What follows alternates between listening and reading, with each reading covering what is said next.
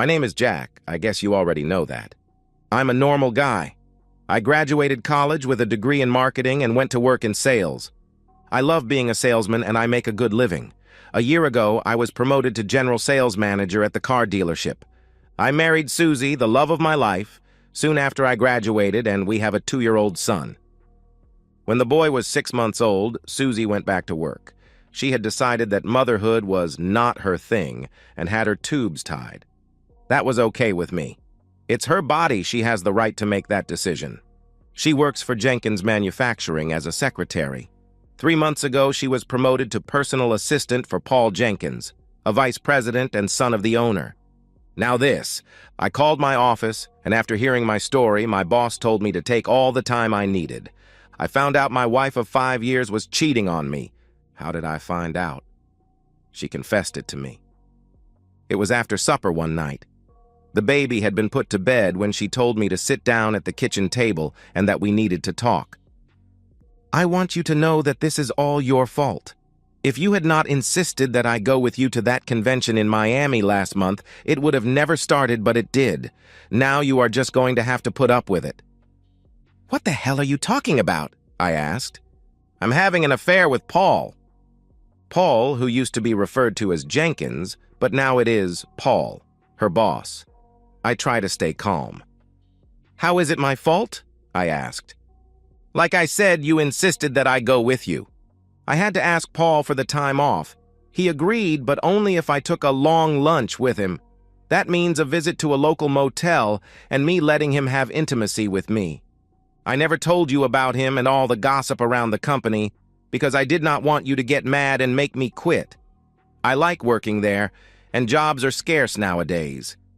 He had taken long lunches with other girls, and they all commented on his manhood. He is huge. Long story short, I went. And he is an amazing lover. His size made me climax intensely. I couldn't stop thinking about it. Even when I was with you in Miami, he touches me in places you never will.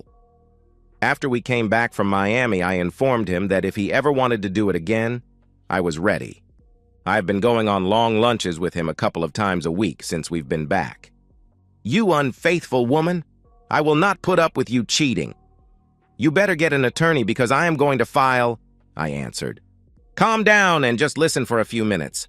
First, this thing with Paul will end. He goes with a girl for 5 or 6 months, then he finds another one. I'll be transferred to another department and get a raise to boot. This is not interfering with us. I still make love to you anytime you want. It's just a work thing. I think it is more of a big size thing. Work has nothing to do with it.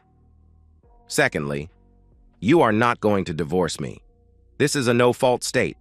I'd get the house, you'll pay the mortgage, I'll get alimony since you make a lot more than me, and you'll pay child support for the next 20 years. You will also pay the boys' tuition at a private school. You will live in a shabby apartment and eat TV diners because you can't afford to go out. Paul will drop me and I'll find another big size for intimacy. I may even let the new one move in with me to help with the boy. Oh, you'll see your son. Every weekend while I go out clubbing, then for a week in the summer while I vacation in Vegas or cruise the Caribbean with one of my lovers. So forget divorce and just roll with it. I did forget about divorcing the unfaithful woman, but I did not roll with it. It was the next week when she walked out of the bathroom naked as the day she was born that I saw them, the hickeys. There, a 2 on each breast. She stood in front of me as I sat on the bed. Paul wanted to mark me as his, so I let him. I told him that you knew about us and you are fine with it. I want you to know that we are thinking about inviting you to one of our long lunches. I think it would be fun watching your face as he pounds me. I am not fine with you cheating, and watching is not going to happen, I replied. Don't be so sure. Remember, no fault. I can divorce you and this will still end up the same. Don't worry. You are not getting sloppy seconds. Seconds, yes, but sloppy, no. I douched, then sat in a hot bath. I should be all cleaned out. I did make love to her that night.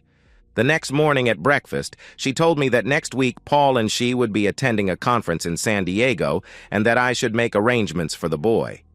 They would leave on Wednesday morning and be back Sunday night. They would be staying at the Marriott. San Diego is on the border with Mexico. That gave me an idea. 6 years ago, I had worked late one night. As I drove home, I witnessed a car run a red light and crash into the car in front of me. That car flipped over twice before coming to a stop on its top.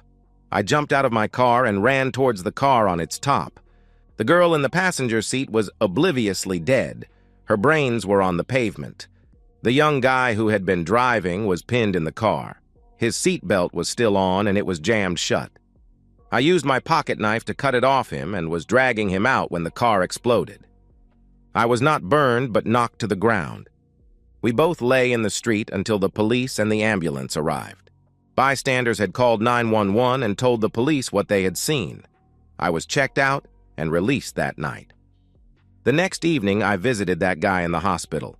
He had a broken arm and 2 broken legs, but otherwise, he was fine. In the room with him was his mother, a very pretty Mexican lady.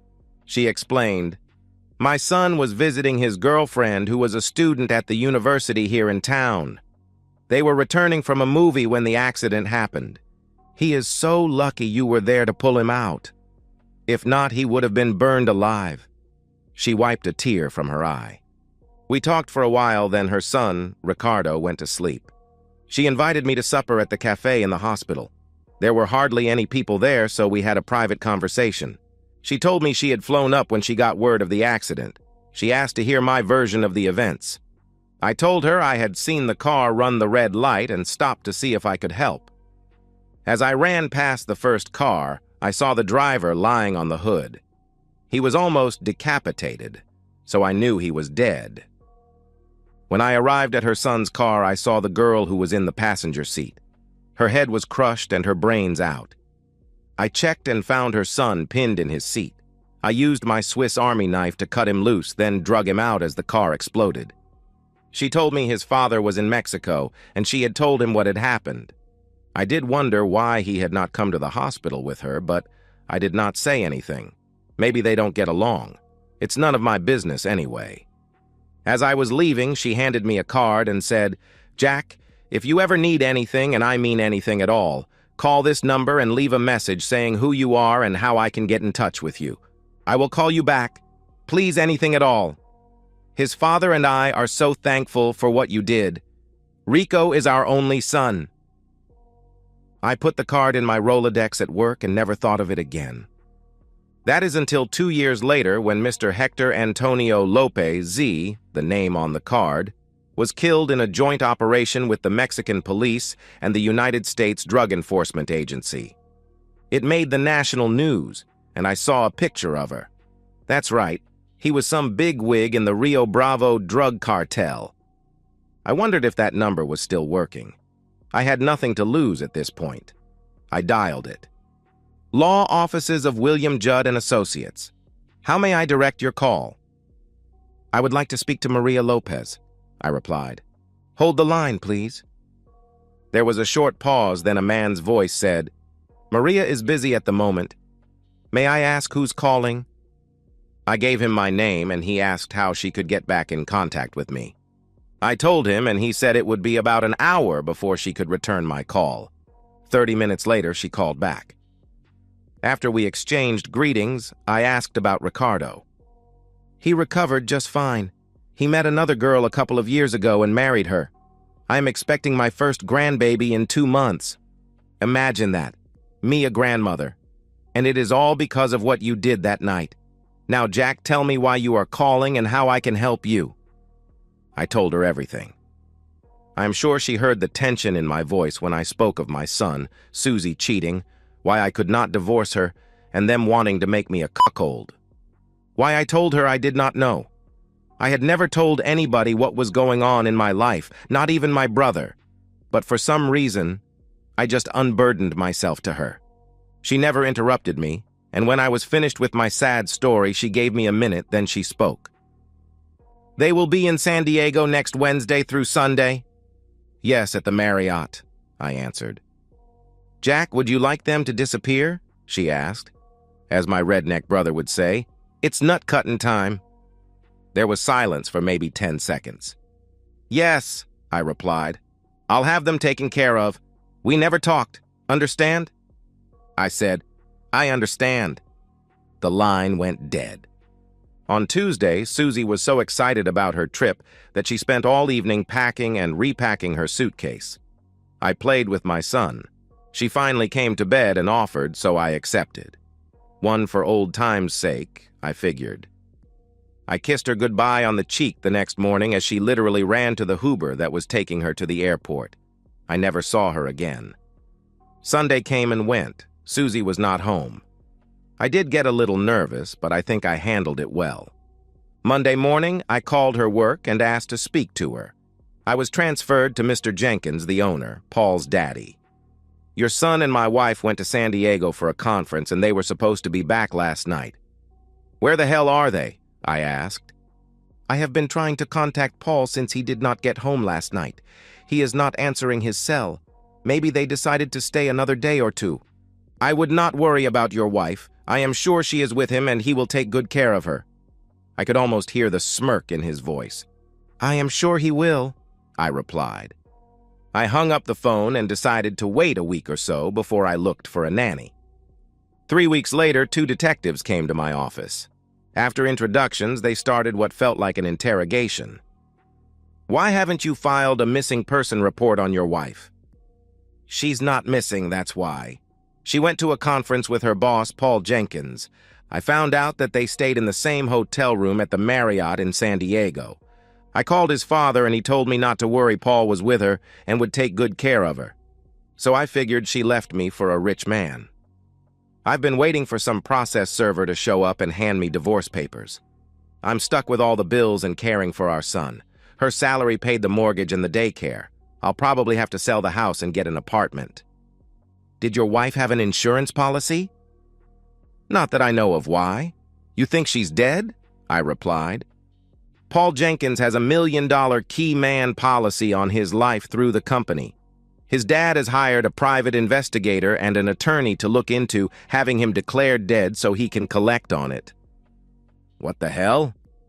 You think that bastard killed them both to collect on an insurance policy? Maybe people have killed for less. The company is in financial trouble and $1 million cures a lot of problems, they replied. I can't believe this shit. A cheating wife killed with her lover for an insurance policy on him. Sounds like a made-for-TV movie. Please keep me informed of any news in the case.